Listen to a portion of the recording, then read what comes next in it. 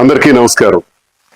ఈ నెల 22వ తారీఖున వైఎస్ఆర్ కాంగ్రెస్ పార్టీ నన్ను సస్పెండ్ చేసినట్టు విడుదలైనటువంటి ఆ ప్రకటనకు ప్రతిస్పందిస్తూ నా అభిప్రాయం తెలియజేయాల్సినటువంటి అవసరం ఉంది కనుక ఈ వీడియో ద్వారా ప్రజలందరికీ కూడా తెలియజేస్తున్నాను. వైఎస్ఆర్ కాంగ్రెస్ పార్టీ గురించి మాట్లాడే ముందుగా జగన్మోహన్ రెడ్డి గారు నాకు ఈ స్థాయిని, ఈ గౌరవాన్ని, ఈ హోదాను ఇచ్చినటువంటి జగన్మోహన్ రెడ్డి గారికి నా ధన్యవాదాలు నేను తెలియజేస్తున్నాను.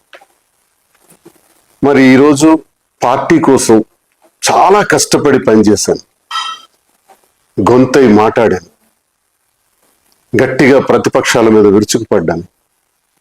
ఎంతో కష్టపడి పనిచేసినటువంటి నాకు అకారణంగా వ్యక్తిగత కారణాలు అన్నటువంటి కారణంతో నాకు సస్పెండ్ చేశారని తెలిసింది.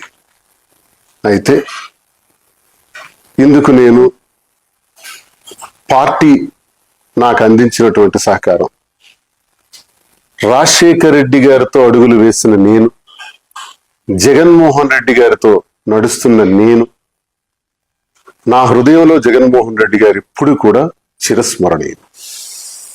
అయితే ఈ రాజకీయ క్రీడలో నేను బలయ్యానేమో అని నాకు అనిపిస్తుంది.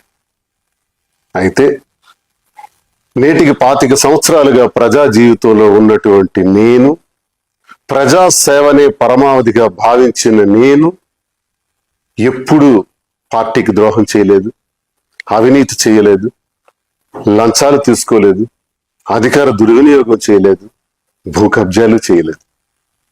పార్టీ కోసం మాత్రమే అహర్నిశలు పనిచేశాను. ఈ జరిగినటువంటి పరిణామాన్ని నేను స్వీకరిస్తూ, సస్పెన్షన్ అంటే తాత్కాలిక విరామము.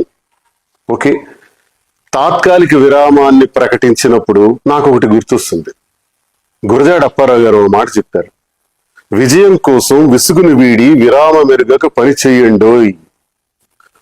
పని చేస్తాను, కష్టపడి పని చేస్తాను, స్వతంత్రుడిగా, తటస్థునిగా, నా ప్రజల కోసం, నాకు నమ్ముకున్న గ్రామాల కోసం, నా పైన ఆధారపడి ఉన్నటువంటి కార్యకర్తల కోసం, అభిమానుల కోసం నిరంతరం మరింత రెట్టింపు ఉత్సాహంతో పనిచేస్తానని, ఎవ్వరూ ఆందోళన చెందవలసిన అవసరం లేదని, నా అభిమానులందరూ కూడా ధైర్యంగా ఉండాలని, గ్రామాన మళ్ళీ తిరుగుతాను, ప్రతి ఇంటికి ఈ దువ్వాడ శ్రీనివాస్ వస్తాడు, ప్రజలతో నేరుగా సంబంధాలు ఉన్నటువంటి నేను ఏ ఒక్కరిని విడిచిపెట్టేది లేదని, కష్టపడి పనిచేస్తానని, అన్నిటికీ కాలమే తీర్పు చెబుతుందని నమ్మిన నేను మరి ప్రజలందరికీ, ఇంతవరకు నాకు ఈ గౌరవాన్ని ఇచ్చినటువంటి ప్రజల్ని నేను ఎప్పుడు మర్చిపోలేను. ముఖ్యంగా టెక్కలి నియోజకవర్గ ప్రజలు,